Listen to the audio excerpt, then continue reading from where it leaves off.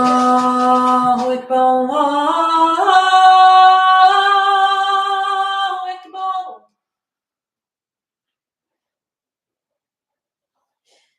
الله أكبر الله أكبر أشهد أن لا إله إلا الله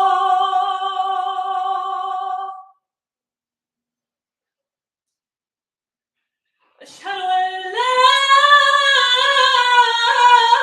إله إلا الله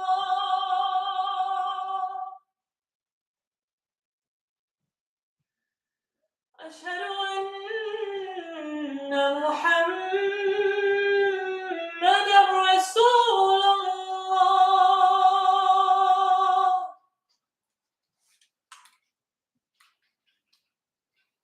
أشهد أن محمدًا رسول الله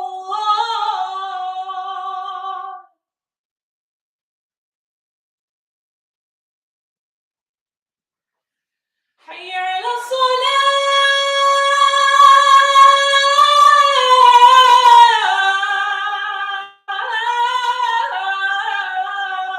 الصلاة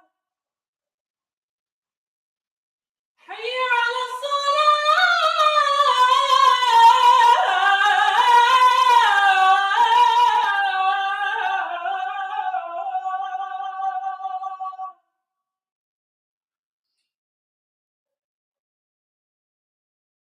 حي على الفلاح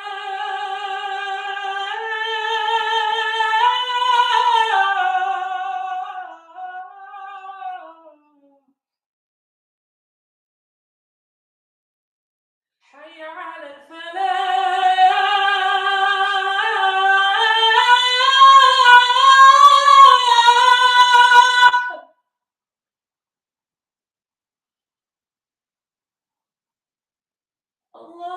الله أكبر الله أكبر لا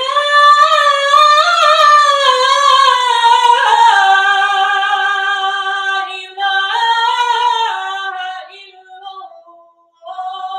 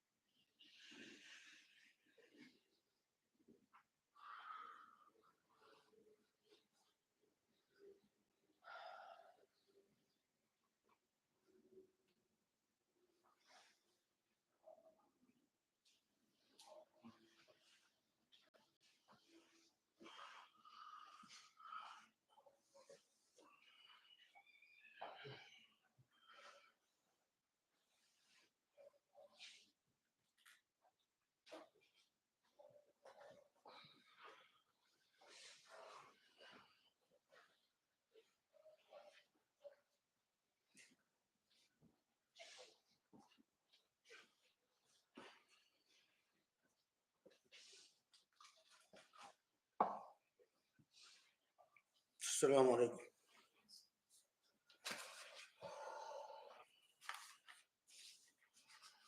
يا أيها الناس يا أيها المسلمون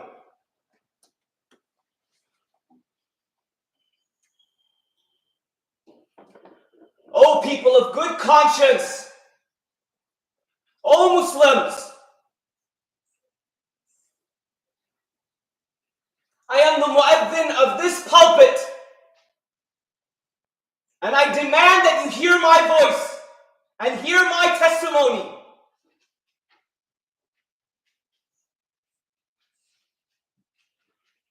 This is the pulpit of truth. This is the pulpit of light. The land of your prophets is burning. The stewards of the land of your prophets are bleeding. I am the mu'adhin of this pulpit, and I demand that you hear my testimony, and I demand that you heed my call.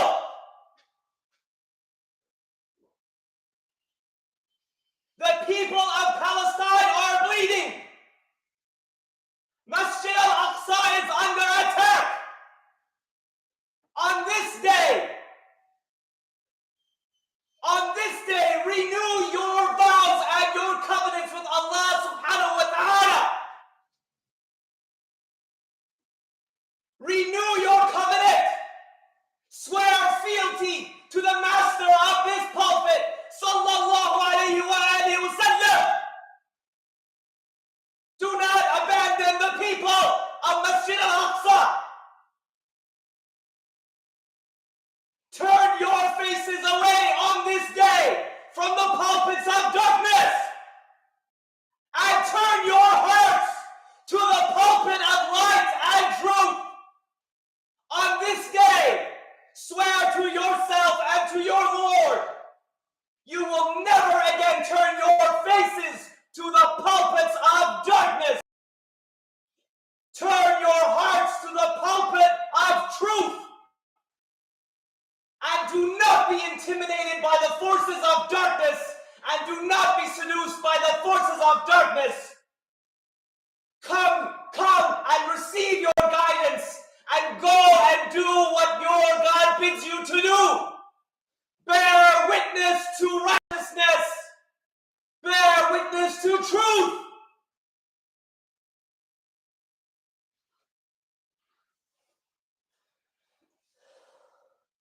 Bismillah ar-Rahman ar-Rahim. Allahu Akbar, Allahu Akbar.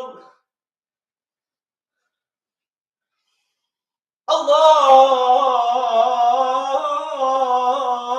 Akbar, Allahu Akbar. Ashhadu an la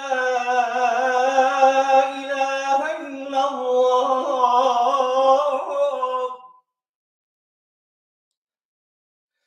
Ashhadu an la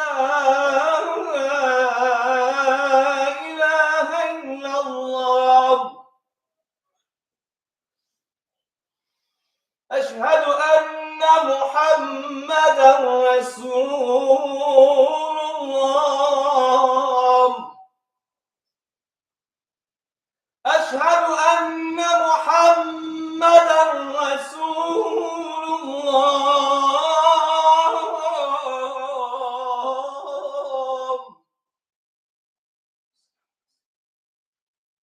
حي على الصلاة.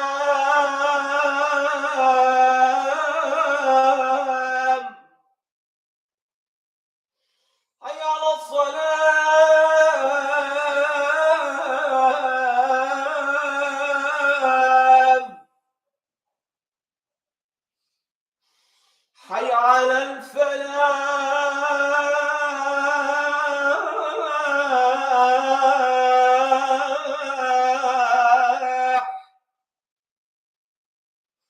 حي على الفلاح.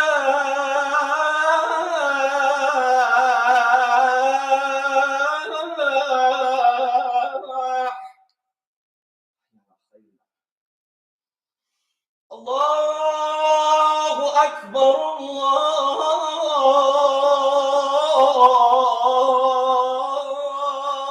أكبر لا إله إلا الله وصلى الله على سيدنا محمد وعلى آل سيدنا محمد وعلى آل سيدنا محمد وسلم.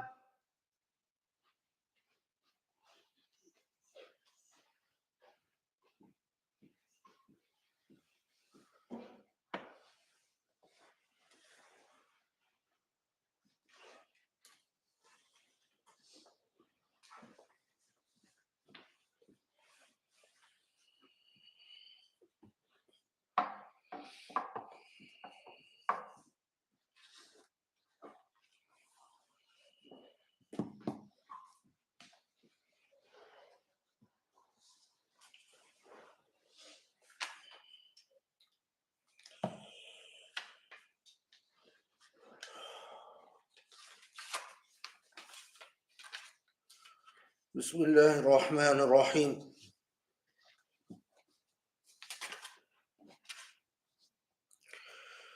بسم الله الرحمن الرحيم. وسبحان الله العلي العظيم والحمد لله رب العالمين، ونشهد أن لا إله إلا الله وحده لا شريك له، ونشهد أن محمد رسول الله.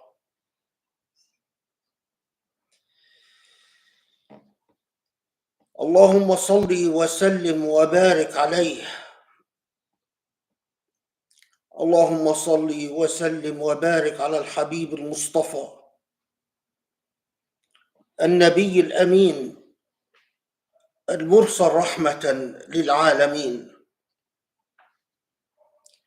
وعلى آله الأطهار الميامين، وعلى أصحابه المختارين، وعلى من اتبعه بإحسان إلى يوم الدين.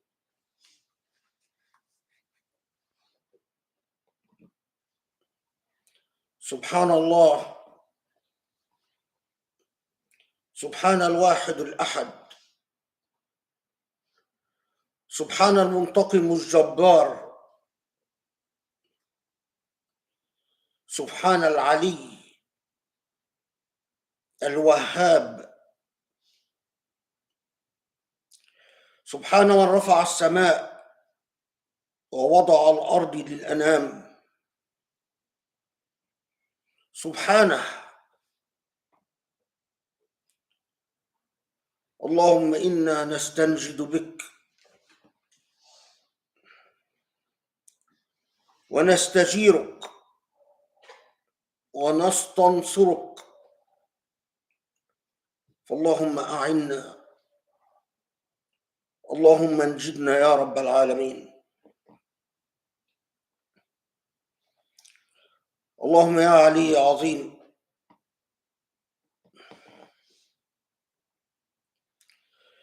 اللهم اصلح لنا ديننا الذي هو عصمة أمرنا، واصلح لنا دنيانا التي فيها معاشنا، واصلح لنا آخرتنا التي فيها معادنا، واجعل الحياة زيادة لنا من كل خير، واجعل الموت راحة لنا من كل شر يا رب العالمين.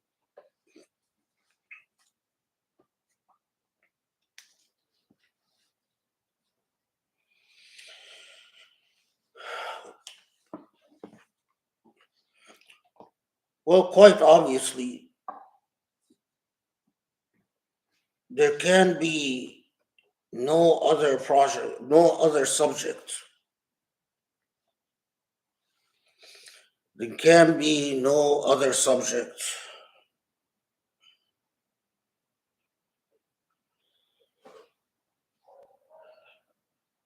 than living through a historical moment in which you witness a genocide unfold right before your eyes. A siege like, a siege medieval like assault on a people that have been repeatedly assaulted time and time and time again.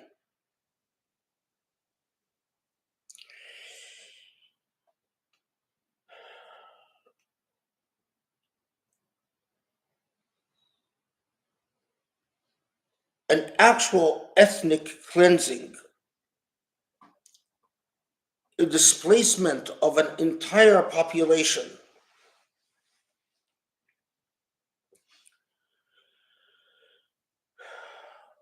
But this time, in our so-called post-colonial age, in the age in which the same countries that are blessing and sponsoring the ethnic cleansing and the genocide feel superior to other cultures and superior to other races,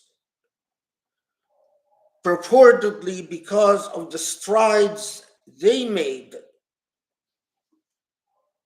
in promoting and embracing the ideology of human rights, humanism, humanitarianism,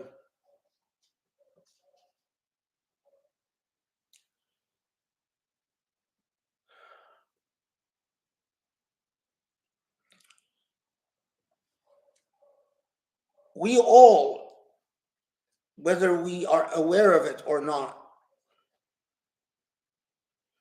our intellects seamlessly absorbs the traces of history past. We are cumulatively the product of the generations that preceded us. And whether we are conscious of it or not, it is as if the history that has molded our very person and our very consciousness is encoded in our very cellular structure.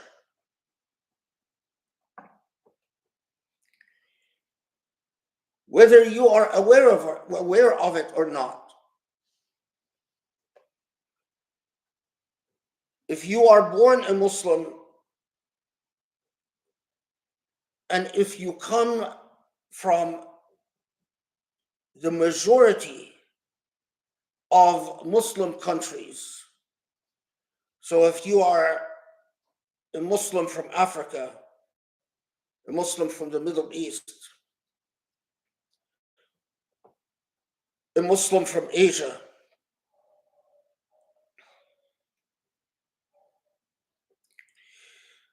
the sense of humiliation, helplessness, powerlessness, and absolute frustration that you feel is born out of the fact that throughout colonial history, throughout the modern history of Islam, we have witnessed, meaning our generations have witnessed, it has become coded in our very cellular structure, in the blood that flows through our vein. That same repeated dynamic, Western powers, which also happen to be the colonial powers, adopt a discourse, a triumphalist discourse, a discourse in which humanitarian ideals are cited as evidence, on the one hand, of the superiority of the Western ethical consciousness, and at the same time, and on the other hand, the inferiority of Muslim consciousness. Throughout a long history of colonialism, whether you are speaking about British colonialism, French colonialism, or indeed outside the Muslim world, Spanish colonialism, doesn't really matter. The colonial pattern and dynamic is the same. The colonial power assumes a discourse, a narrative, in which the colonized is consistently shamed for their lack of understanding of what we today call liberal values, and what was throughout the colonial age called civilizational values. But at the same time, when the colonizer encounters an act of resistance by the colonized that deeply hurts and offends the colonizer unleashes a tirade of violence that has no relationship whatsoever to the humanitarian ideals that the colonizer had preached to the colonized throughout this dynamic. And the violence that is unleashed by the colonizer, by the white man, by Western powers, time and time and time again, is of genocidal proportions. You will hardly find a Muslim country that has not experienced this dynamic in relation to the West at some point or another in its history.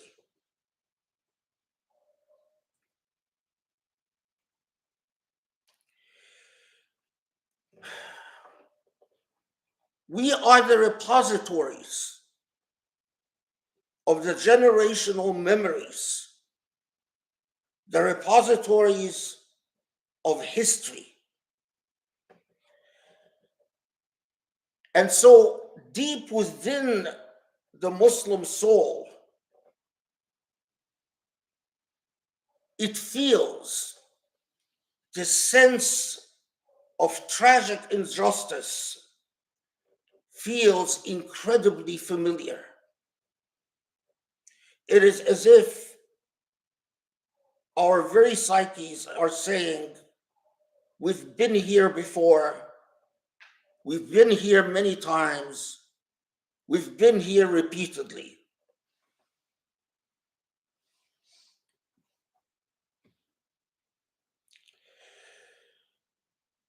The remarkable thing about racist discourse and racist dynamics, the remarkable thing about colonial racism and settler colonialism, indeed,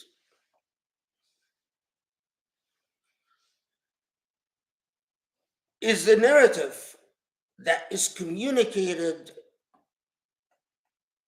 in so many different ways, but it always says the same thing over and over and over. And this narrative is, I,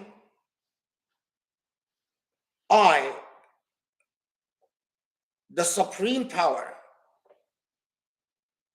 the colonizer, I am a sophisticated, layered,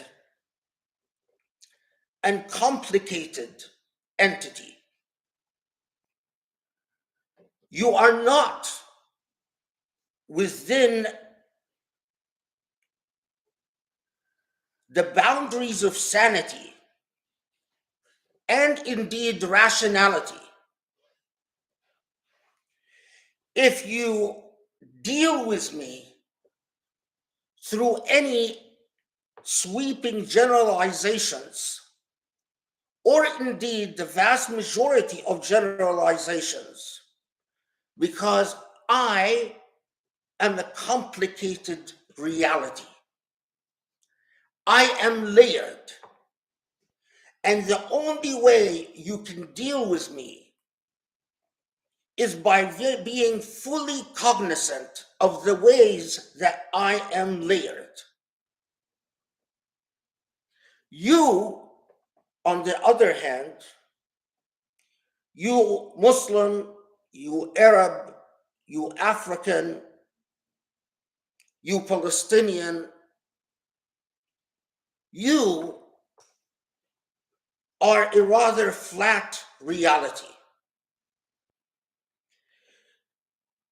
I deal with you by largely, for the most part, ignoring the ways that you are nuanced and layered.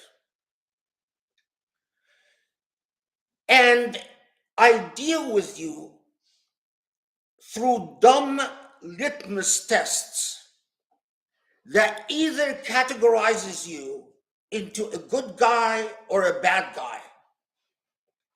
And beyond that, I will not allow you to detain me much or to engage my attention beyond that much. I ignore your history,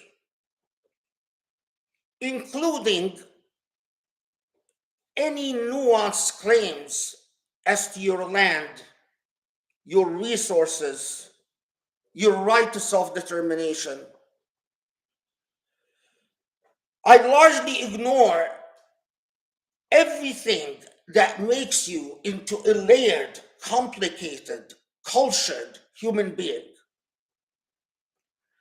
I ignore your poetry, I ignore your music, I ignore your art, I ignore your emotions, I ignore your feelings, I ignore your hopes, I ignore your aspirations. You are really only relevant to me to the extent that you disrupt or not disrupt my life. And to the extent that you can help me categorize you into either a good guy or a bad guy.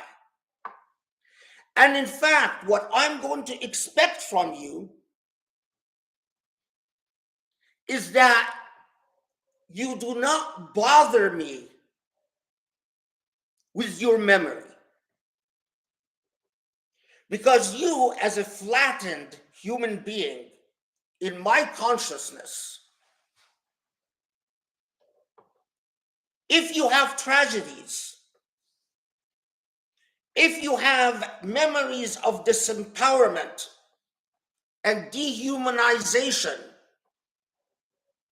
I have no time and I have no patience.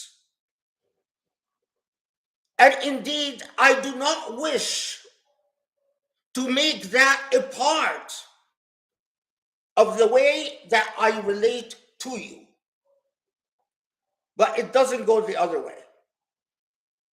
So, for instance,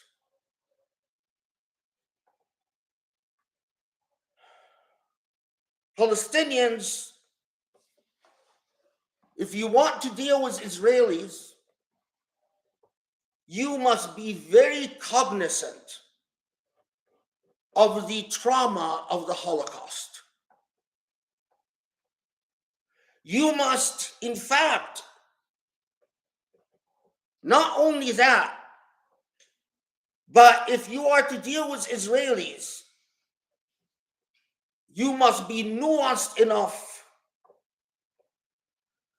to even differentiate between Israelis that came from Iraq, Israelis that came from Yemen, Israelis that came from Abyssinia, Israelis that came from Russia, Israelis who are descendants of Holocaust survivors. You must be fully cognizant of my complex theology and complex psychology, rather, and my complex history. And it is unforgivable for you to make generalizations about me. Think, for instance, immediately after the attack in Gaza, the whole Western world made it a part of the equation, part of what they expect from the other is to be fully cognizant in the myriad of ways that the attack on Gaza invoked the memory of all the terrorist attacks that the West has endured, including 9/11. So if you want to understand my response, i.e. the West, to Gaza, you must understand my experience with 9/11, my fears after 9/11, my anxieties after 9/11. But on the other hand, when we deal with Palestinian consciousness, we expect the Palestinian to present the Palestinian self without even a memory of a massacre that took place 2018, the demonstrations of return, and the way that the peaceful demonstrators were shot dead or maimed or paralyzed. We talk to the Palestinian, we deal with the Palestinian on the assumption that that is irrelevant. It is even irrelevant that you remember how many times the Aqsa Mosque's sanctity has been violated.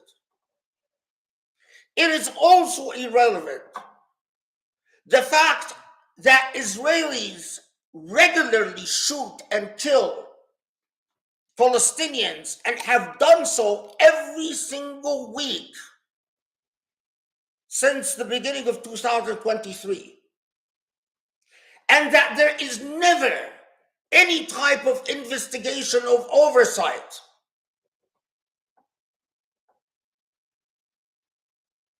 You expect the Palestinian to have a blank memory. Their memories of tragedy and suffering, their memories of trauma, their history, in other words, is entirely irrelevant. This is precisely why the minute the colonizer deals with the colonized, the first question the colonizer has is, do you condemn the attacks on me? Because that allows me to file you away.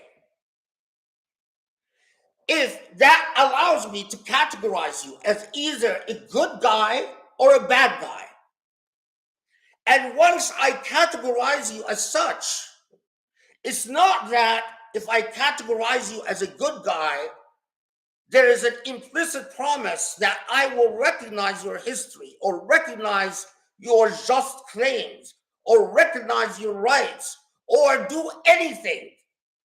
No, all that does is that when I categorize you as a good guy, I simply allow you to exist.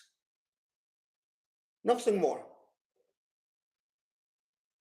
I simply do not seek to put you in prison or to lock you up in Guantanamo or have you disappear in a black site or freeze your assets. If I categorize you as a good guy, pretty much you're like the compliant house slave. You don't make waves. You do what you're told. You serve. It is my economy, my well-being, my happiness that is always the issue. Your happiness matters to the extent that it is a part of my happiness. So, to the extent that you are able to join in my production of culture, you might be relevant. But for the most part, what I want from you as a good guy is not to interfere. But if you're a bad guy, because you failed the stereotypical litmus test, then necropolitics is what sets in. You are already dead. It's like Israeli politicians have said about Gazans, or they said it about Hamas, but part of the colonial dynamic is to always have this language that acts as a panhandle for generalizations about the population of the colonized. Nowadays, Hamas is basically a code word for every Palestinian who does not submit. In the same way that once upon a time, words like Muslim or expressions like Muslim fanatic was a code word for every Arab who's not willing to accept French colonialism or British colonialism. The idea of fanatic or militant was always a coded way to refer to those who still within them have some desire to resist.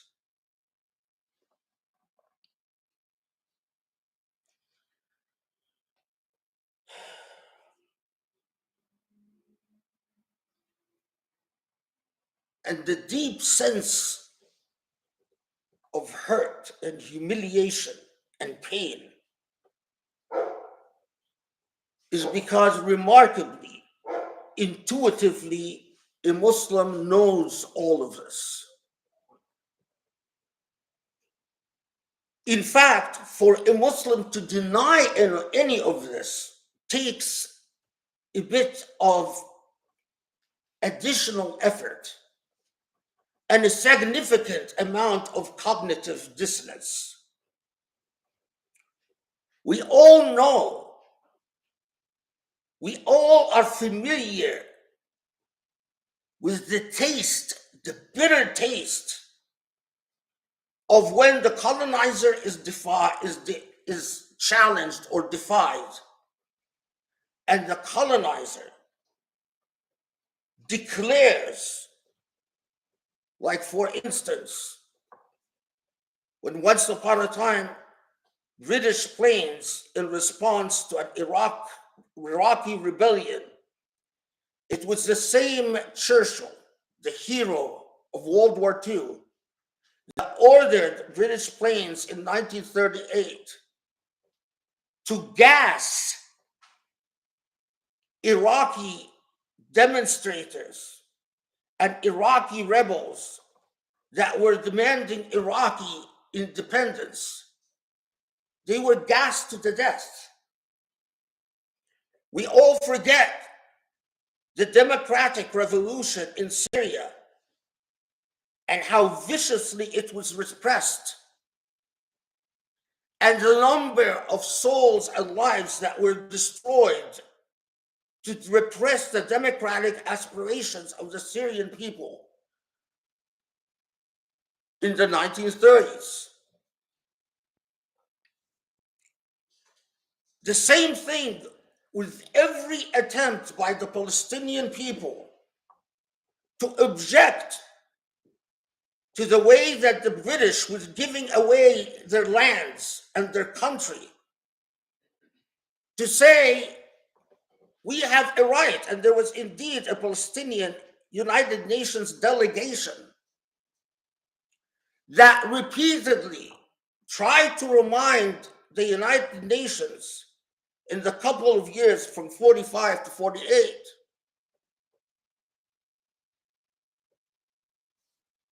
that Woodrow Wilson has just stated the Woodrow Wilson points on self-determination, and we, as a representative of Palestine,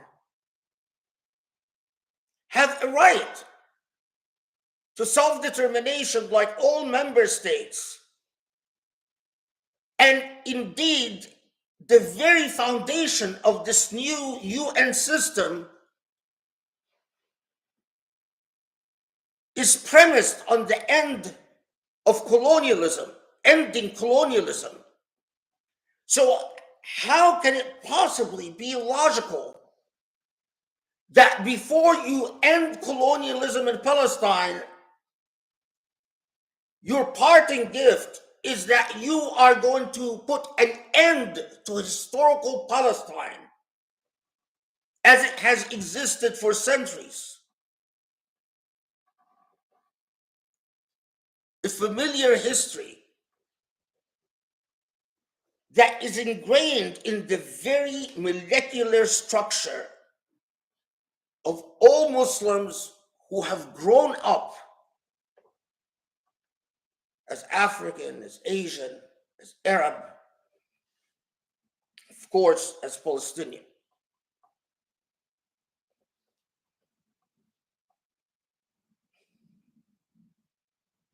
Now,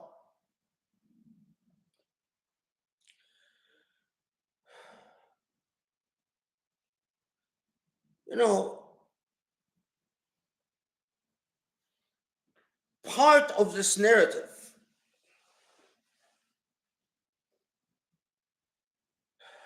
I know so many people that say, wait, don't you know that Hamas attacked people who are just simply listening to music and dancing? Or don't you know that Hamas attacked civilians and children and killed and pillaged? How can you possibly not be outraged and not immediately condemn? And again,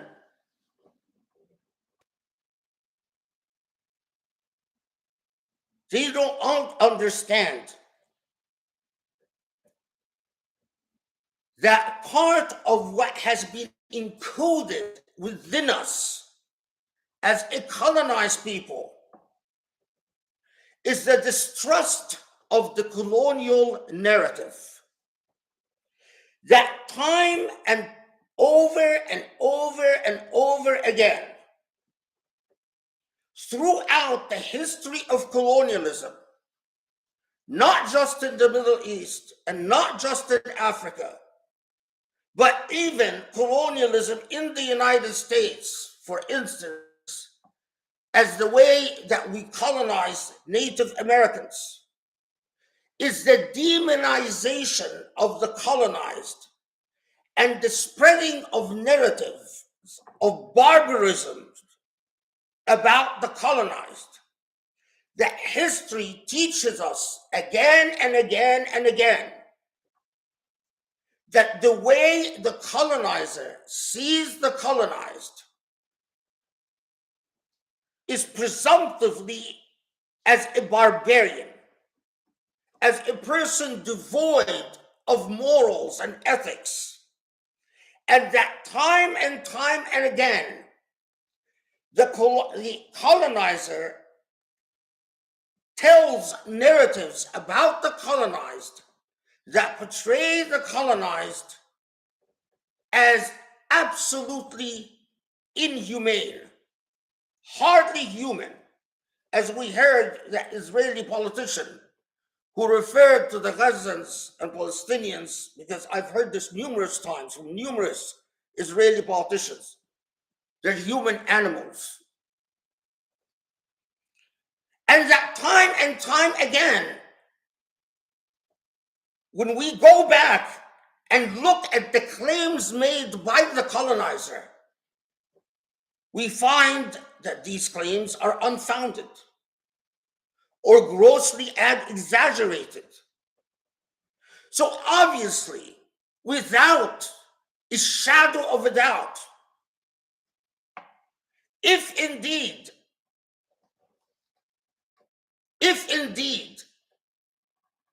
people who were enjoying themselves dancing were massacred, babies were killed, women were raped, I have no reservations about standing up and praying to God with all my heart to curse any Muslim who would commit such an act.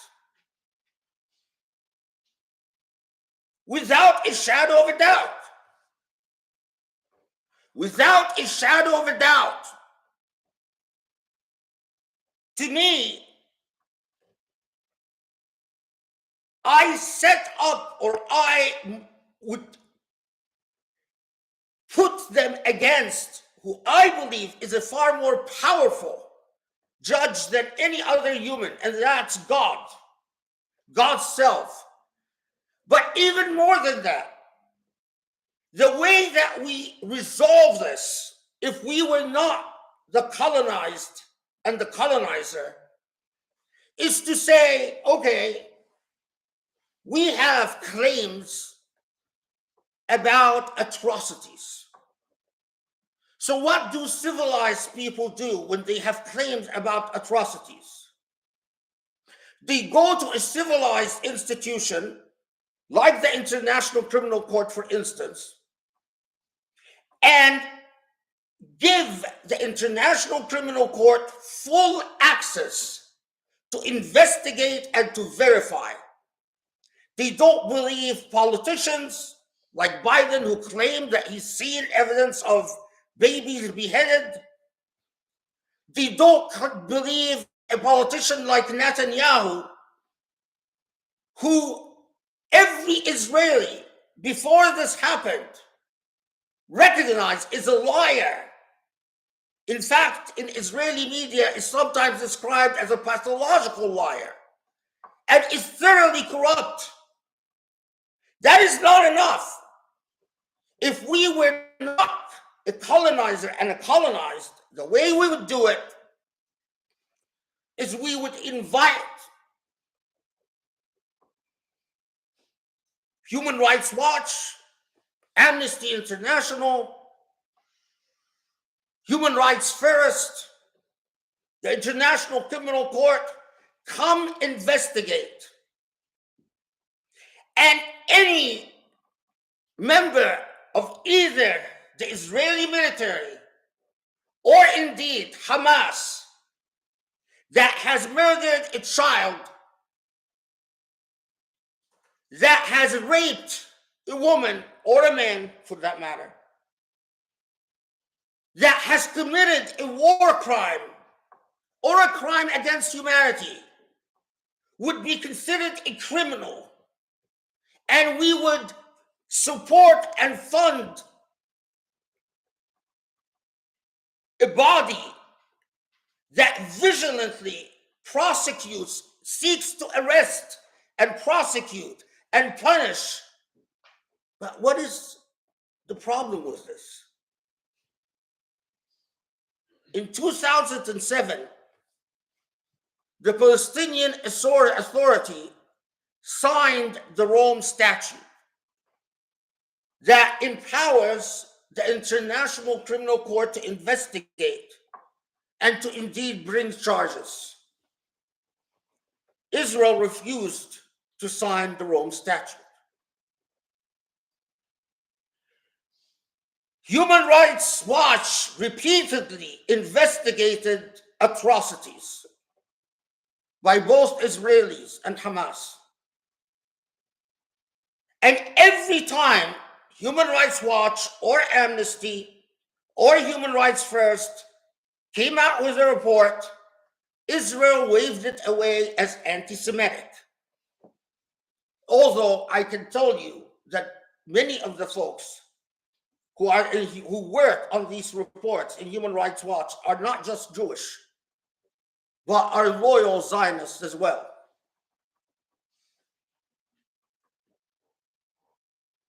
Not only that, but since the Palestinian Authority signed the Rome Statute, the United States and Israel has made sure that the International Criminal Court not make one step forward in its investigation of alleged war crimes committed by Israel and by Hamas. So we go back to that paradigm time and time again. The colonizer says, you're a barbarian. The accused barbarian says, not true. I am a layered human being. I am not out to just kill and maim. I have legitimate causes. I have legitimate rights. The colonizer says, no, you are nothing but a barbarian. In our words, in our language today, a terrorist.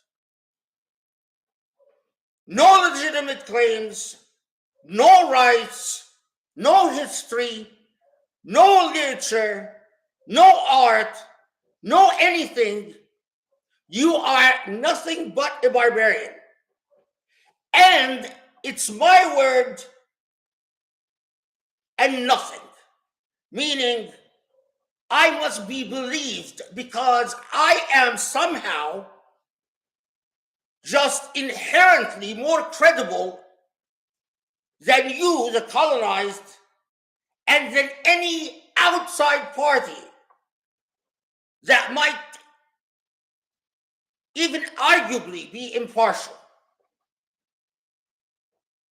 The colonizer has always been, wants to be the claimant, the plaintiff, the petitioner, and the judge at the same time. So, look, the response of the United States, typical colonial response. It's not that we will make every effort for an impartial investigation in what happened, and we will make every effort once the facts are established to prosecute people and to enforce a law against individuals who are responsible. The response is we will give Israel blank check to inflict as much suffering and mayhem and destruction, because how dare the Palestinians say we have not given up? Repeatedly for years, as I interacted with various, typically they're actually American Zionists, not even Israelis, who tend to be far more militant and far more radical than Israelis themselves. I was repeatedly told the problem with Palestinians is that they don't realize they've been defeated. They've lost. They just should accept they've been defeated. And like the Germans in World War II and the Japanese in World War II, they should just accept terms of surrender. Every honest American Zionist knows exactly what I'm talking about. If you are honest, you know that you've heard this before in your synagogues, in your churches. You've heard this repeatedly on Israeli media. Palestinians should simply accept whatever terms Israel gives them because they've been defeated, just like Japan and just like Germany. Now, of course, that completely ignores that the Germans surrendered but still had a country, and the Japanese surrendered but still have a country.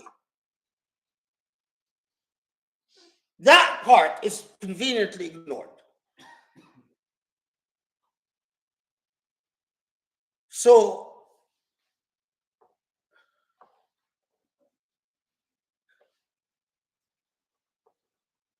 when the Palestinians, in fact, see that we are trying, whether it was the Trump administration or the Biden administration, we conveniently ignore that we agreed against international law for Israel to declare Jerusalem occupied territory its capital.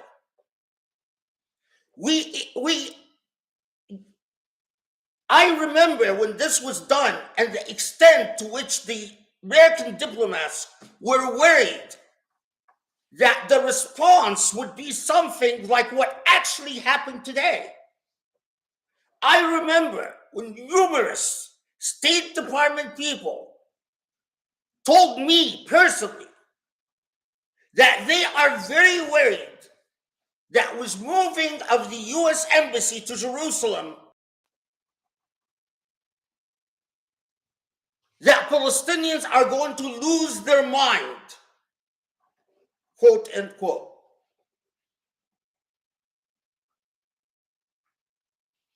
Nevertheless, we did it. Palestinians were told to sign the Oslo Accords. And look what happened to the person who signed the Oslo Accords. Arafat was told to lay down his weapons and trust the Israelis. And look what happened to Arafat. Look what happened to the Palestinian Authority, which basically was empowered to become a watchdog against its own people, but nothing more than that. A bunch of corrupt, inept politicians bribed in millions of dollars by the West. So in other words, the Palestinian we want, like every colonized person that the colonial power wanted, is a corrupt colonized, a bureaucrat who is ready to sell his mother and his very soul. That's the way we like our colonized people. Corrupt, unethical, without any sense of loyalty, fidelity, or principles or cause. What did we do? when we first invaded Afghanistan. Look it up. The first thing we did is look for corrupt allies. The first thing we did, we sent CIA agents with bags of dollars to find corrupt allies who are willing to accept money in return for effectively betraying their own people. If an American did the same thing, China, for instance, was invading the US, and China sends people with bags of dollars to buy American loyalty, I am absolutely sure that Americans would not think twice about punishing every person who accepts money from an occupying power as a traitor. But we did it to the Afghanis as we did it to the Iraqis, as Israelis do it to Palestinians. If you're corrupt and you accept our bribe money, you're a good guy. Yes, you're a traitor to your people. Yes, you're a narcissist and a selfish SOB, but you're a good guy. Because you don't create problems for us.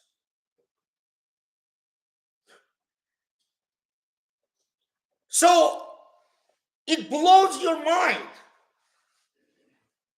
Why have the Palestinian people elected Hamas? Really? Because thanks to you, the only authority that claims to represent them, an equally dictatorial and undemocratic authority with a horrible human rights record, thanks to you and thanks to your money, has been thoroughly corrupted. Everyone who is in charge in the Palestinian Authority is either on Israeli payroll or Emirati payroll. You know that, and I know that. And so Palestinians find both dictators, both in the Palestinian Authority and in Hamas. But Palestinians have something far greater than Hamas or the Palestinian Authority to worry about. And you know what that far greater thing is? Sheer survival. We ignore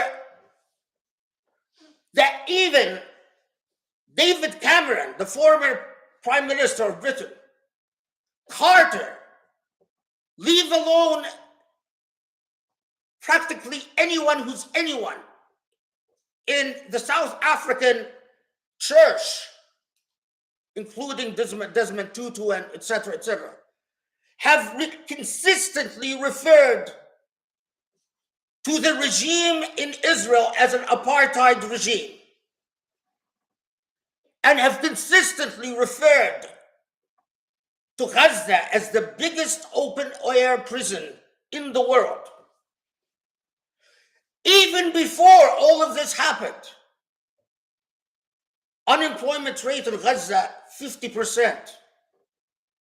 Heroin addiction in Gaza is out of control because people have no prospects, no jobs, no hopes, no aspirations, no dreams. Even before this happened, 70% of the water in Gaza is not fit for human consumption. Even before this happens, we've made sure that the Egyptians turn their dealing with Gaza into the most corrupt, profit-making enterprise. If you're a Gazan and you need to leave Gaza through the Egyptian side to do an operation that would save your parent, you have to bribe Egyptian authorities thousands of dollars. So we conveniently ignore the fact that UNICEF has documented that Israel even calculates the amount of calories it allows into Gaza, that Israel keeps the food items that enter into Gaza at mere subsistence level. No health care, no job prospects, no life, simple subsistence. That Israel every single week kills and maims. On top of that,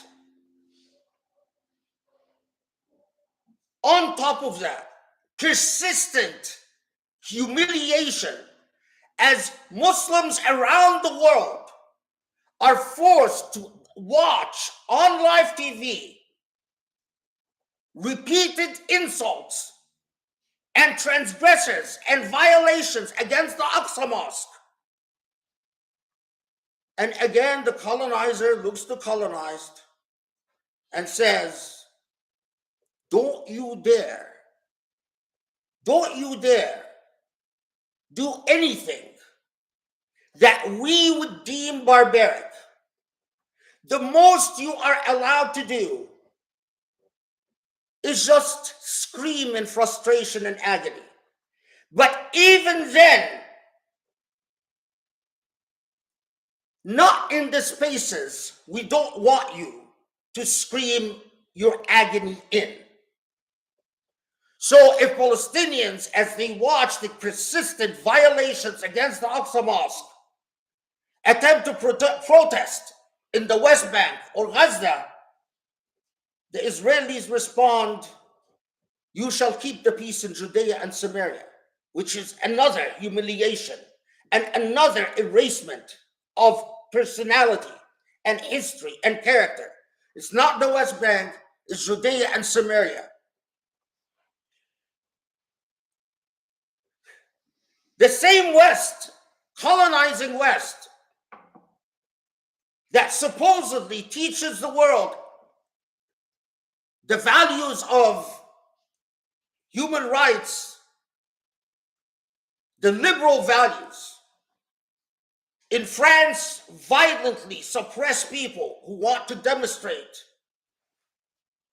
supporting the Palestinian cause. In Germany, ban pro-Palestinian demonstrations. In Britain, make it a crime to raise the Palestinian flag. We all feel the tinge of humiliation, the sense of painful familiarity. Even if we can't articulate it in words, our very spirits are saying, we've been here before. We've been here many times. We've been here as time and time and time again. Our will, our self-determination, our sovereignty, the right to decide anything about our future is stripped away. We've been here before when we are dumbed down, stereotyped. We are treated no better than sheep or a herd that is divided into types, productive for us and not productive for us, useful for us and not useful for us. We have been here before, where sophistication, nuance, retrospect, morality is only expected when dealing with the superior race, the race that dominates. But stereotype, simplicity, idiocy is the only thing that will be tolerated when dealing with the inferior race. We've all been here before. And this is precisely why the genocide taking place in Gaza is killing every decent Muslim around the world. أقول قولي هذا وأستغفر الله لي ولكم أسأل الله يستجب لكم.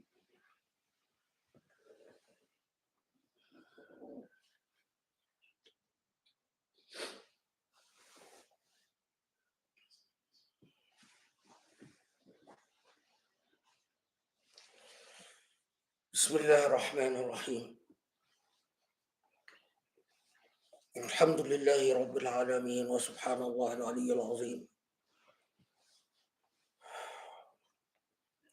اللهم صل وسلم وبارك على محمد وعلى آله وصحبه يا رب العالمين.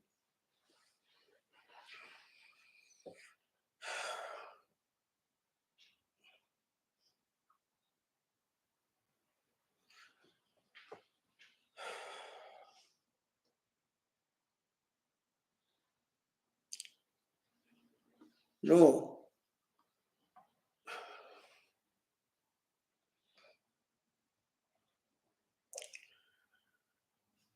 these events, the fact that, as I've already said, and I will say it again and again and again, that we see that same pattern. The party that controls all the power, has all the power, has a narrative, and the way it relates to this narrative is either you embrace my narrative and shape your positions on the basis of my narrative, or you're a terrorist, a criminal, subhuman, inhuman. And when we attempt to return the gaze and say, okay, well, how about my narrative? Is there any possibility, because my narrative clashes with a lot of what your narrative, is there a possibility that we would find some dynamic, some process in which I don't simply surrender to your narrative as you don't simply surrender to my narrative? Like the International Criminal Court of Justice, or like NGOs like Human Rights Watch or Amnesty. The response is always no. If you don't embrace my narrative, then you're a barbarian, you're an anti-Semite, you're a terrorist, you're ISIS, you're whatever. This, to me, underscores two things. And I sincerely say this. If I was an Israeli, I cannot imagine a worse past to pursue than what is going on today. It is remarkable. This is an Israeli government that from day one was seen as corrupt and racist and supremacist. From day one, Smotrich and Ben-Gvir have been literally aching to obliterate Palestinians. An Israeli government led by a politician that you would have to be quite disingenuous not to see as an opportunist, as a liar, as an unethical human being. Suddenly, overnight, that same government is trusted in its narrative.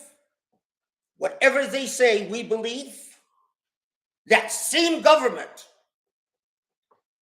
reminds me of the government that was responsible for Sabra and Shatila. And the truth about the massacre of Sabra and Shatila didn't come out till long after Sharon was no longer in power. This is the government that our government simply said, we will forget your racism. We will forget your fanaticism. We will forget your dishonesty. We will forget your corruption. And not just our government, but the entire world said, we will trust you simply because you're the colonizer. We will believe your narrative. We will pretend you're not racist, you're not supremacist, you're not corrupt. We will pretend.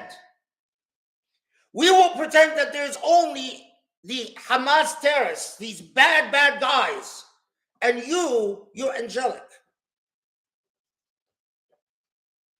This is why it hurts so deeply. It doesn't work that way. It shouldn't work that way. If when the colonized, every time they try to find some impartial source that speaks the truth, the colonizer simply looks at it and says, I don't recognize that source. I remember, and maybe some of you remember, the Goldstone report about Israel in Gaza. 100 pages of fact-finding by a prominent international law professor. And the reaction of Israel and its allies, although he's Jewish, but as usual, oh, just anti-Semitic nonsense. I remember Richard Falk. He's also Jewish, who was a special reporter for the UN, who documented the racist regime that rules over Palestinian lives. Again, Israeli and American response, Richard Falk, he's a self-hating Jew, an anti-Semite. We don't recognize the narrative. James Dugard, a very well-respected and prominent professor of international law, someone that I personally studied under at the University of Pennsylvania when he was visiting there. A brilliant man.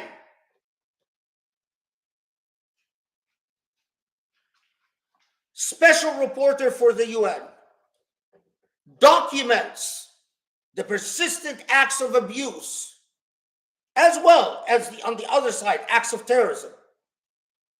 But because it wasn't a one-sided narrative in which the Palestinians are the bad people and the Israelis are the heroes, what was the response to James Dugard? Oh, he's an anti-Semite. Doesn't count. So we remain trapped. You know what this underscored for me? Muslims have to wake up to the reality that unfortunately, the colonial ego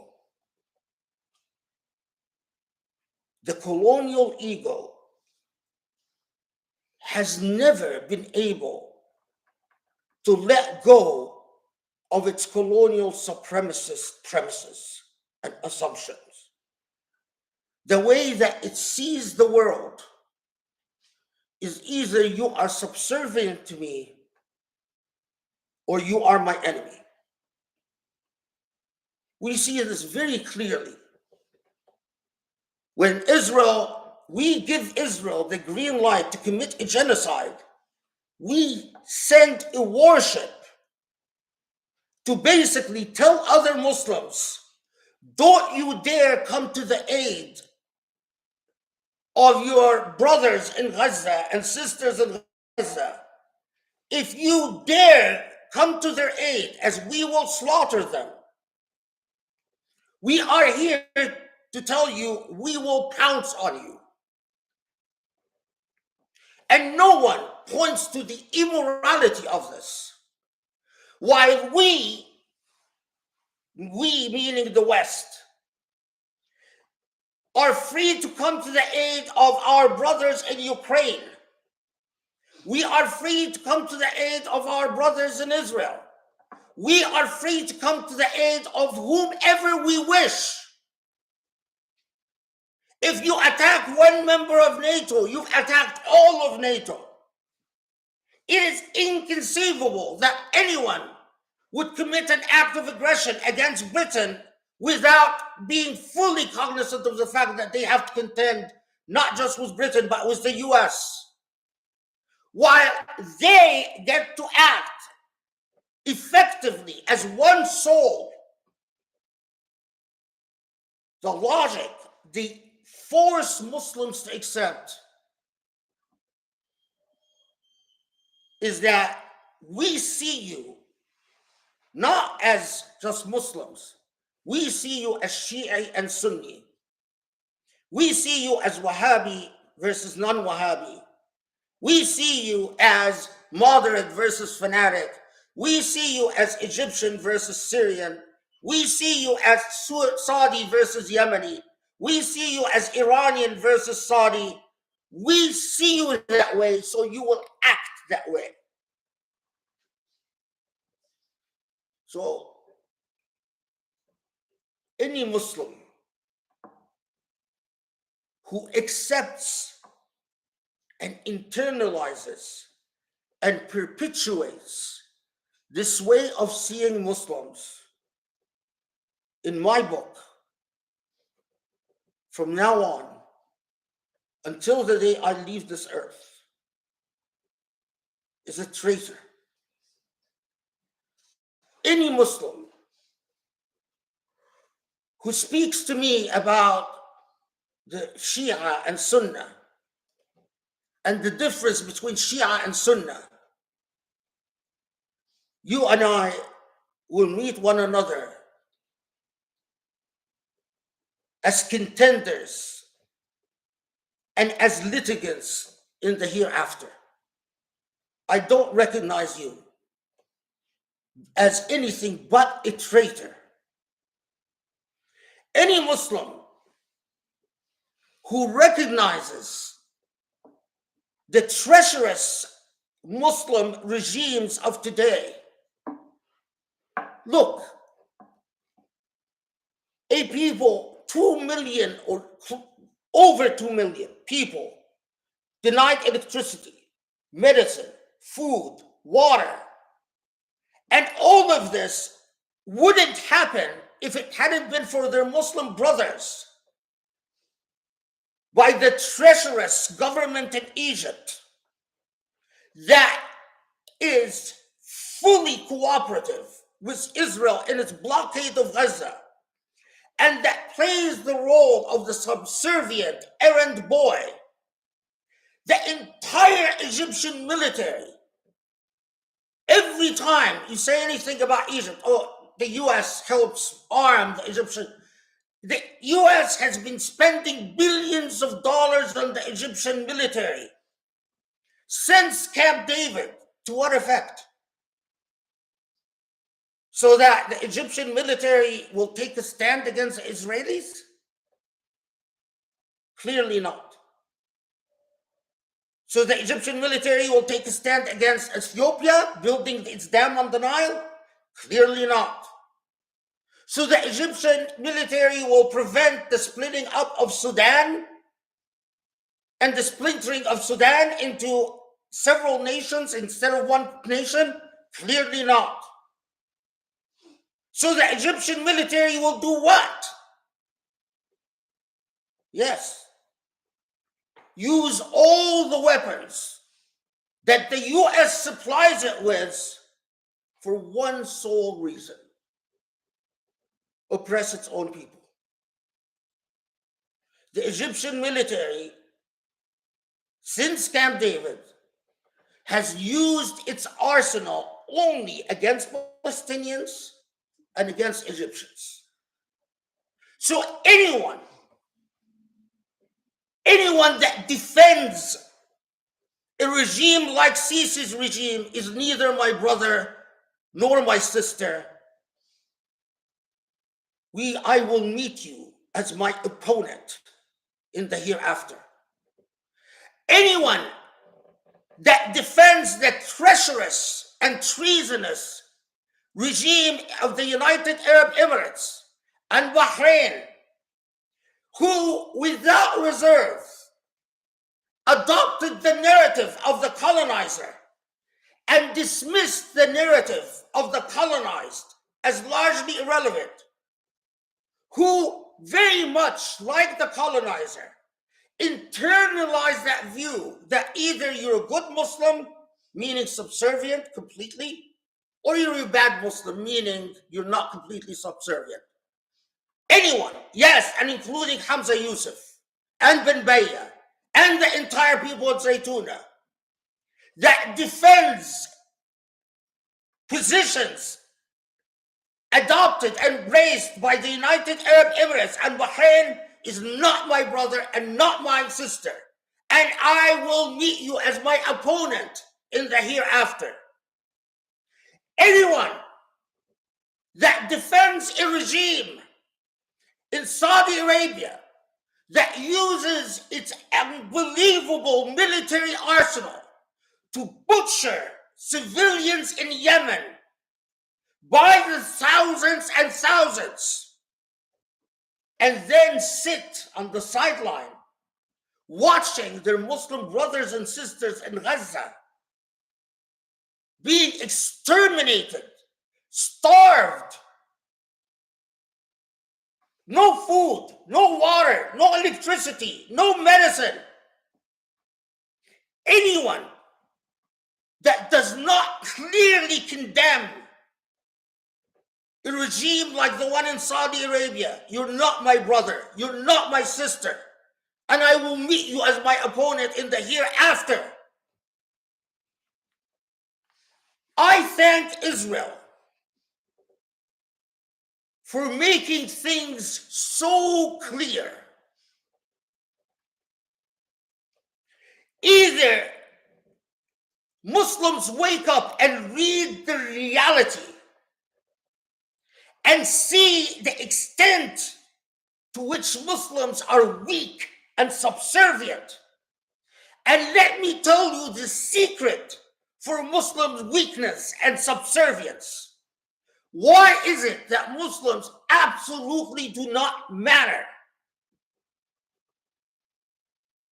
Because the West doesn't deal with more than 1 billion Muslims in the world. The West doesn't.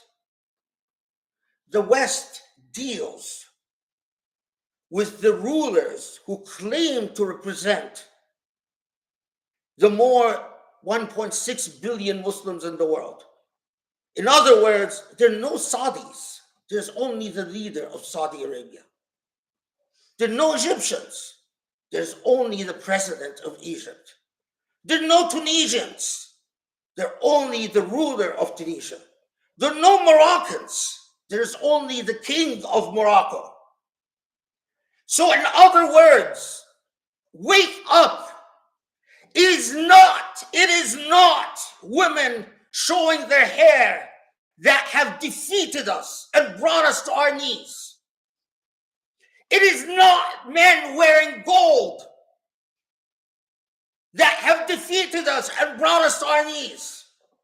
It is not listening to music or women doing adhan or indeed women leading prayer that have brought us to our knees. What has brought us to our knees is authoritarianism, despotism, the fact that these rulers don't have to be held accountable by their own people for their treacherous decisions, for their immorality, for their betrayals. They don't. So any Muslim who implicitly or explicitly doesn't condemn the authoritarian and despotic rulers all over the Muslim world is not my brother and is not my sister. And you are my opponent in the hereafter.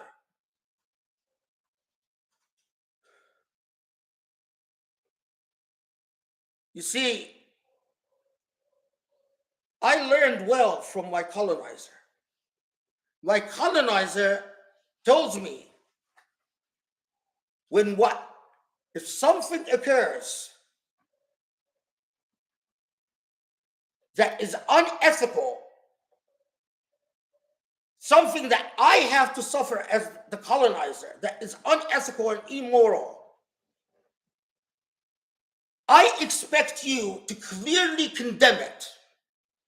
I expect you to display clear moral stances. Now, it's true, when something unethical happens to you, like for instance, Israelis killing Palestinian civilians, Israelis killing Palestinian children, Israelis killing unarmed protesters, I'm not too bothered by that. And I'm not bothered if you're not bothered by that. In fact, if you're not bothered by that, I like you. Well, I've learned that my colonizer is right about one thing. The unethical and immoral cannot be tolerated.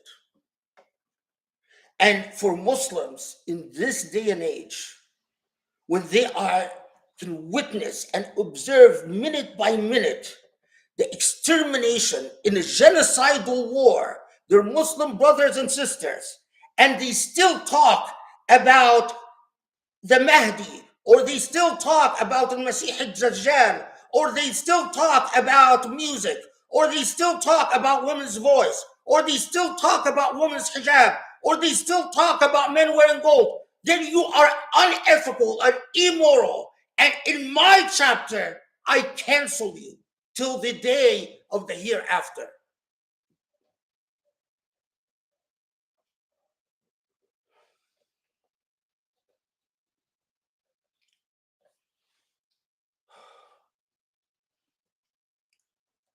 اللهم اعف عنا اللهم اغفر لنا اللهم ارحمنا اللهم اهدنا لأقرب من هذا رشدا يا علي عظيم واصلح حالنا اللهم رحماك بأهل غزة اللهم رحماك بأهل غزة اللهم رحماك بأهل غزة اللهم صبرهم اللهم شد من عضدهم اللهم أيدهم اللهم يا رب كن في عونهم وارحم ضعيفهم وارحم أطفالهم ونساءهم اللهم سدد أزرهم يا علي عظيم لا إله إلا أنت اللهم صل وسلم وبارك على محمد وأقم الصلاة. الله أكبر الله أكبر أشهد أن لا إله إلا الله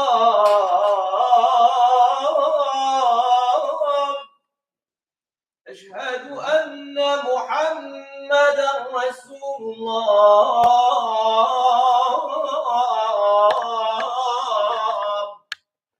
حي على الصلاة حي على الفلاح قد قامت الصلاة قد قامت الصلاة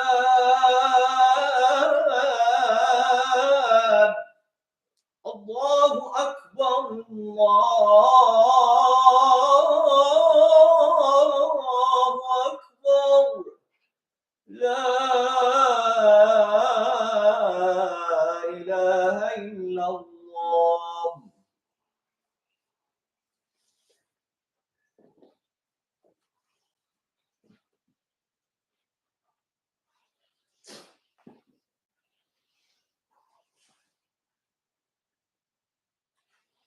الله أكبر.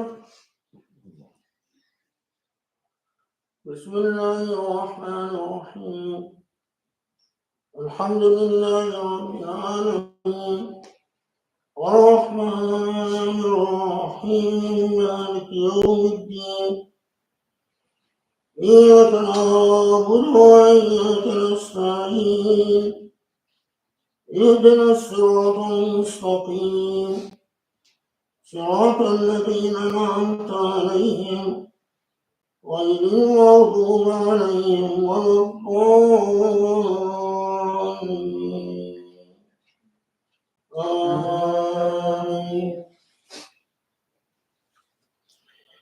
والسماء ذات البروج واليوم الموعود وشاهد ومشهود قتل أصحاب الأخدود النار ذات الوقود إذ هم عليها قعود وهم على ما يفعلون بالمؤمنين شهود وما نقموا منهم إلا أن يؤمنوا بالله العزيز الحميد الذي له ملك السماوات والأرض والله على كل شيء شهيد إن الذين فتنوا المؤمنين والمؤمنات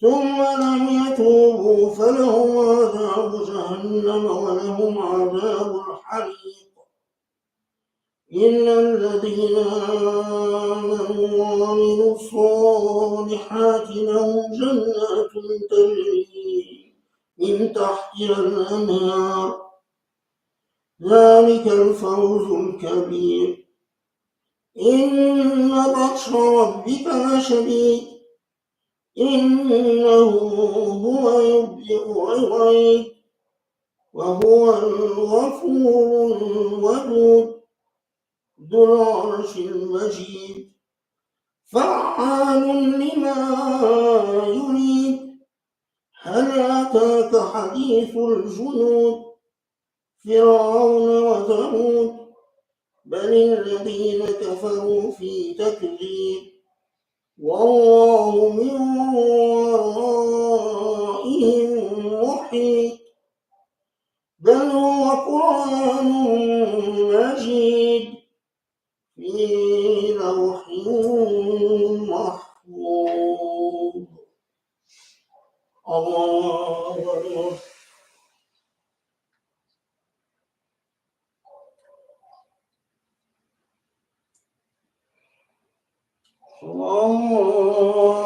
الله حميد.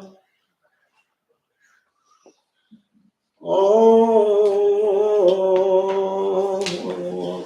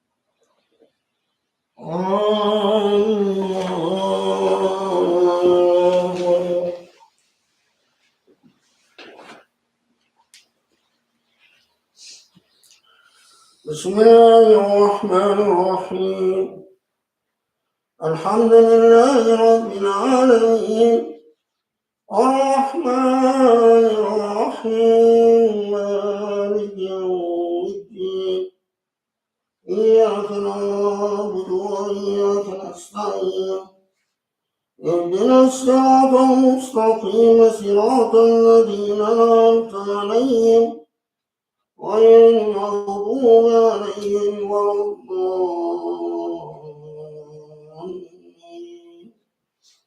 آمين.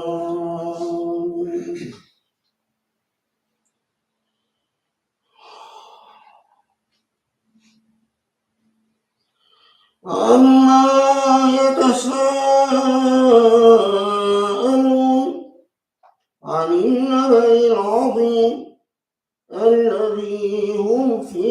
مختلف كلا سيعلمون ثم كلا سيعلمون ألم نجعل الأرض مهادا والجبال أوتادا وخلقناكم أزواجا وجعلنا نومكم سباتا وجعلنا الليل لباسا وجعلنا النهار معاشا وبنينا فوقكم سبعا شدادا وجعلنا سراجا وهاجا وأنزلنا من المعصرات ماء ثجاجا لنخرج به حبا ونباتا وجنات ألفافا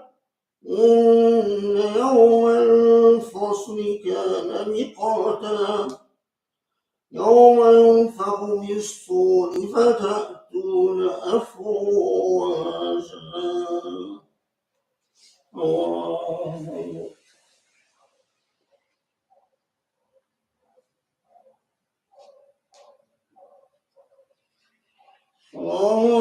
الله حمنا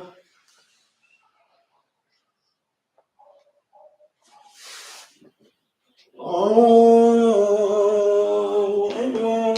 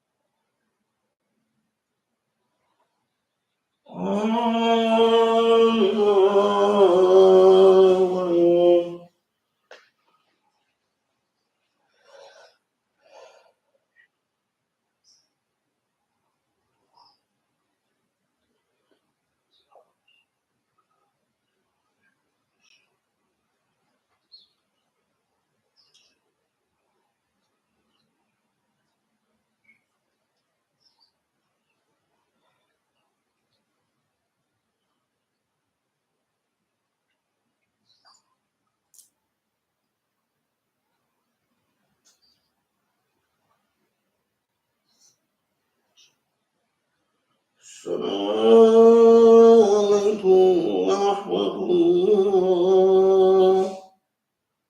السلام